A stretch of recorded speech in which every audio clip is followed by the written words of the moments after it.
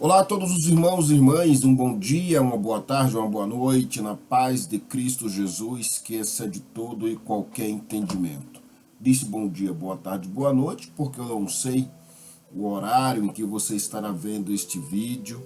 Então, eu já quero antecipar o meu bom dia, boa tarde, boa noite. Que as bênçãos do Senhor Jesus Cristo sejam derramadas sobre vossas vidas, que o Espírito Santo vos sustente para a glória do Pai, do Filho e do Espírito Santo. Meus queridos irmãos, hoje é 13 de agosto do ano de 2026. Mas também, independentemente do ano em que você irá assistir este vídeo, saiba que no dia 13 de agosto a igreja celebra alguns santos, por sinal, alguns brasileiros. O dia 13 de agosto tem um significado especial para a igreja brasileira, pensando na igreja católica e apostólica romana, tá bom?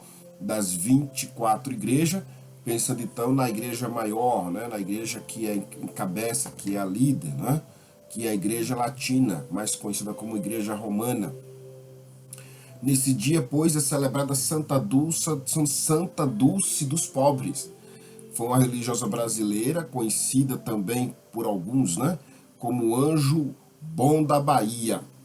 No calendário da Vatican News, também aparecem alguns santos celebrados neste dia, como São Ponciano, que foi Papa, Santo Hipólito, que foi sacerdote, presbítero, tanto um quanto o outro foram mártires, tá? São Cassiano, que também foi mártir, São João Beckman, Santa Filomena e São Máximo Confessor. E vamos começar então pela brasileira, Santa Dulce, né? Santa Dulce dos pobres, ou Anjo Bom do Brasil. Conta-se até então, né, que Santa Dulce, aí um pouco da história dela, né? Santa Dulce dos pobres, cujo nome, na verdade, de nascença, né, era Maria Rita de Souza Brito de Lourdes Pontes, de Lopes Pontes, perdão, não de Lourdes, de Lopes Pontes. Ela nasceu em Salvador, ou seja, era soteropolitano, acho que é assim que se fala, né? Que nasce na capital do estado da Bahia, em 1914. Desde muito jovem, ela demonstrou uma profunda compaixão pelos pobres e doentes e abandonados. Ainda muito jovem, ela começou a acolher pessoas necessitadas em sua própria casa. Mais tarde, como religiosa, ela dedicou toda a sua vida ao serviço dos mais pobres. A sua obra ela cresceu e deu origem às instituições que hoje formam as obras sociais Irmã Dulce. Uma das histórias mais marcantes de sua vida aconteceu quando ela encontrou pessoas doentes sem assistência e sem possuir recursos suficientes, ela procurava lugares onde pudesse acolher essas pessoas. Ela chegou até mesmo a ocupar espaços improvisados, inclusive um antigo galinheiro que posteriormente deu lugar ao Hospital Santo Antônio. Santa Dulce faleceu em 13 de março de 1992, foi beatificada em 2011 e canonizada pelo Papa Francisco em 13 de outubro de 2019. Tornou-se a primeira santa brasileira. A mensagem que Santa Dulce até então deixa para nós, uma mensagem que ela até então levava consigo, é que a verdadeira fé ela se transforma em amor concreto pelos pobres, pelos doentes e pelos que sofrem. Então, viva Santa Dulce, a primeira santa até então, né, brasileira. Então, o outro santo, como nós havíamos falado, esse foi Papa, foi São Ponciano, que também foi mártir. Ele foi eleito Papa por volta do ano de 230.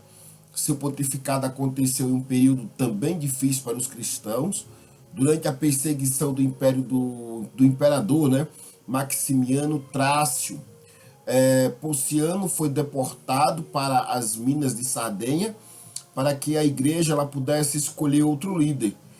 Ele renunciou ao papado.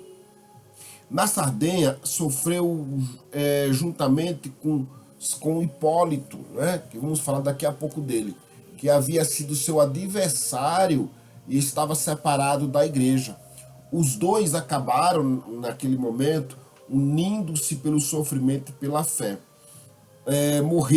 Ambos morreram por volta do ano de 235, sendo venerados ambos como os mártires da igreja. Uma lição que até então São Ponciano nos deixa é que a verdadeira grandeza está em colocar o bem da igreja e dos irmãos acima dos nossos próprios interesses. E agora falando do Santo Hipólito, né, que foi um sacerdote mártir, companheiro até então, né, de São Ponciano, desculpe. Então Santo Hipólito, ele foi um sacerdote de grande conhecimento teológico. Durante determinado período esteve em oposição à autoridade do Papa Ponciano.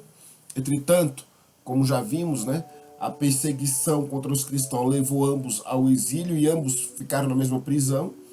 No sofrimento aconteceu a reconciliação entre ambos, e eles morrem, tanto quanto outros morreram nas minas da Sardenha, como eu já disse, por volta do ano de 235, porque tanto São Ponciano quanto Santo Hipólito morrem juntos no mesmo momento, aonde ambos passaram a ser venerados juntos como testemunhas da fé e da reconciliação. Uma lição que podemos aprender com Santo Hipólito é que mesmo quando existem divisões, a graça de Deus ela pode conduzir às reconciliações. Haja vista, nós somos seres humanos, né? E cá pensamos diferente. Possa ser que tenhamos algumas divergências, mas precisamos nos colocar à disposição de Deus e do Santo Espírito para que nos unamos quando estamos, no caso deles que estavam, em divisões de pensamentos, de ideias, que isso não seja um motivo de nos separar. Temos exemplos como o próprio apóstolo Paulo, né? Com Barnabé, com João Marcos, não é? Tiveram problemas, mas se reconciliaram, pois maior é a graça, deve ser, precisa ser a graça de Deus em nossa vida. O outro santo que se é celebrado nesse dia é São Cassiano de Imola, mártir educador. São Cassiano de Imola, ele viveu durante as perseguições do imperador Diocleciano por volta do século IV. Ele era um cristão, educador de jovens, transmitindo não apenas o conhecimento, né, mas também os valores da fé cristã. Por causa de sua fé, ele é condenado à morte. De acordo com a tradição, os seus próprios alunos foram encarregados de torturá-lo, usando instrumentos escolares da época. Cassiano permaneceu fiel a Cristo até a morte. Sobre seu túmulo foi posteriormente construído a Catedral de Imola. A lição que podemos tirar com São Cassiano é que educar também é uma forma de evangelizar quando ensinamos com verdade, com amor e com testemunho. Que ele possa nos inspirar, especialmente quem é da área da educação. Esses dias eu ouvi uma pessoa dizendo que ela era só professora. Foi triste ouvir isso, né? Ela, talvez por tantas coisas que nós sabemos, ela foi abatida por estes espíritos, não é? Não. Ser professor, ser um educador é a maior honraria que alguém pode ter. E ser um educador cristão, de fato convertido, quando temos essa compreensão que nós podemos levar não só a educação propriamente dito dentro do ramo de conhecimento, mas também apresentarmos a nossa fé, por mais difícil que seja, essa é o maior honraria e o maior privilégio que alguém pode ter, e a alegria que assim deva ser com os demais irmãos que são educadores. O quinto santo que nós lembramos nesse dia é São João Beckmann. Santidade nas pequenas coisas, né? Assim ele é celebrado. Ele nasceu na região de Flandres, filho de um sapateiro. Para conseguir estudar, ele precisou enfrentar dificuldades e trabalhar. Sentindo o chamado de Deus, entrou para a Companhia de Jesus em 1618. Foi enviado a Roma para continuar os seus estudos. Morreu muito jovem, com apenas 22 anos, em 1621. Mesmo assim, a sua vida ficou marcada não por grandes feitos extraordinários, né, mas pela fidelidade nas pequenas tarefas do seu dia a dia. E a lição que podemos tirar de São João Beckman é que não precisamos esperar grandes acontecimentos para sermos santos. Podemos buscar a santidade nas pequenas coisas feitas com amor, com dedicação, com fidelidade, com veracidade. Então esse jovem nos deixa esse grande exemplo. A outra santa, a sexta santa celebrada, vamos falar na verdade hoje de 7 santos. O sexto santo celebrado neste dia é Santa Filomena, né? Uma história que é envolta em mistérios. Santa Filomena possui uma história diferente. Em 1802, durante escavações nas catacumbas de Santa Priscila, em Roma, foram encontrados restos mortais de uma jovem em uma inscrição que foi interpretada como Filomena. A devoção à jovem se espalhou rapidamente.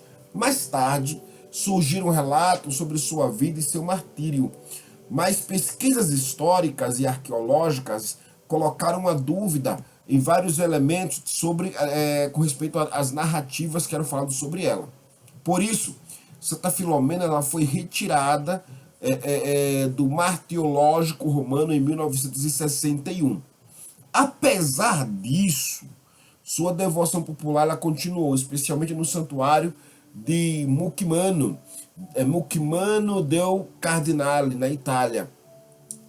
É importante, portanto, distinguir a devoção popular dos elementos historicamente comprovados sobre sua vida, tá? Então, uma lição que podemos tirar é que a devoção cristã também nos convida a buscar a vida e a conservar a fé com prudência, concernente à história de Santa Filomena. E por último, o santo que vamos falar sobre hoje, o sétimo, é São Máximos, o Confessor. São Máximo, ele foi um importante teólogo e defensor da fé cristã. Ele abandonou uma carreira civil promissora para dedicar-se à vida monástica. Ele se destacou na defesa da doutrina cristã contra o monotelismo, uma controvérsia relacionada à compreensão da vontade de Cristo. Por defender aquilo que considerava verdadeira fé, ele sofreu perseguições. Segundo a tradição preservada pela igreja, ele perdeu a língua e a mão direita. Mesmo diante desse sofrimento, ele permaneceu firme, na verdade, né, em sua fé, e sua memória é celebrada nesta data, em 13 de agosto. A lição de São Máximo que nós podemos tirar é que a fidelidade, no caso, que a fidelidade, ou a verdadeira fidelidade, ela pode exigir de nós sacrifícios além da nossa compreensão. E também a fé, ela não deve ser abandonada diante das dificuldades da nossa existência. A fé ela não pode ser, e não deve ser, estou agora acrescentando, colocando um acréscimo sobre isso. A fé ela não deve ser, ou não deveria ser algo emotivo, algo de sentimento. A fé é racional. Ou seja, o que é uma fé racional dentro da minha compreensão? É que assim, é que Deus é conosco em todo tempo, em toda hora, em todo momento. Eu não preciso sentir calafrios, eu não preciso ter revelação da sua presença, vê-lo manifestado, enfim. Eu não careço de milagres, eu apenas creio que Ele é conosco. E que os nossos sofrimentos e as nossas dores são também exemplos dos sofrimentos e das dores do próprio Cristo. É por isso que temos o crucifixo, não é para adorar aquele ser que está ali, né? Aquela obra de arte, não é? Simbolizando Cristo quando foi até então crucificado. Mas aquela arte ali simbólica, ela nos deve trazer à memória não só as dores que o Cristo sofreu na cruz por nós, mas também trazer à memória a que também estamos sujeitos com as nossas dificuldades, inclusive as enfermidades, que também ali está o exemplo, que nas nossas enfermidades, que nas nossas dores, que nas nossas angústias, enfim, nós também carregamos um pouco das dores de Cristo, carregamos um pouco, talvez, dos flagelos de Cristo, não é? Então, e isso não deve abandonar a nossa fé, não devemos perder a fé, antes de continuarmos firmes e sermos, se possível, mais ousados e determinados diante daquilo que estamos passando, sabendo que temos que o Senhor nos promete uma eternidade para com Ele, e lá nada disso mais terá significado algum. Isso é o que eu acrescento quando eu vejo o sofrimento destes irmãos que a igreja os considera santo ou os vê como santo. Não é que foram melhores do que nós, mas talvez eles tiveram uma compreensão que nós precisamos ter. Diante disso, uma reflexão que podemos tirar para esse 13 de agosto aqui no canal do Texto Filhos de São José, seja aqui no YouTube, ou no WhatsApp, ou no Instagram, enfim, o testemunho destes santos, nesse dia, eles nos apresentam algumas formas diferentes de seguir a Jesus Cristo. Santa Dulce, ela nos ensina a servir aos necessitados. São Ponciano, né, e Santo Hipólito nos ensina a buscar reconciliação com os nossos irmãos. São Cassiano nos ensina a educar e transmitirmos a nossa fé. São João Beckman nos ensina a sermos santos nas pequenas coisas. E São Máximo Confessor nos ensina a permanecer firmes na fé e na verdade que recebemos dos apóstolos pelas Sagradas Escrituras. Então rogo a Deus que Santa Dulce nos conduza a Jesus Cristo pela sua intercessão, né? E há uma pergunta que Santa Dulce assim que nos deixa, uma pergunta concreta: o que estamos ou o que estou fazendo para aliviar o sofrimento de alguém hoje? Eis a pergunta que podemos refletir, que Santa Dulce assim nos deixa. Então, que nesse 13 de agosto, pela intercessão dos santos de Deus, que Deus nos conceda um coração mais humilde, um coração caridoso, um coração disposto a servir. Que Santa Dulce dos pobres rogue por nós, que São Ponciano rogue por nós, que Santo Hipólito rogue por nós, que São Cassiano rogue por nós, que São João Beckman rogue por nós, que São Máximo rogue por nós, que São José rogue por nós e que São José valer-nos. Em nome do Pai, do Filho e do Espírito Santo. Amém. E toda a honra, todo louvor seja dada ao Deus, ao Rei dos Reis, ao Senhor dos Senhores, ao Deus Todo-Poderoso, tanto nos céus quanto na terra. Glória ao Pai, glória ao Filho, glória ao Espírito Santo de Deus. Um excelente, um ótimo dia, uma ótima semana. Receba as graças de Deus sob a intercessão daquele que intercede por nós com gemidos inexprimíveis, que é o Paráclito, o Espírito Santo de Deus. Em nome de Jesus.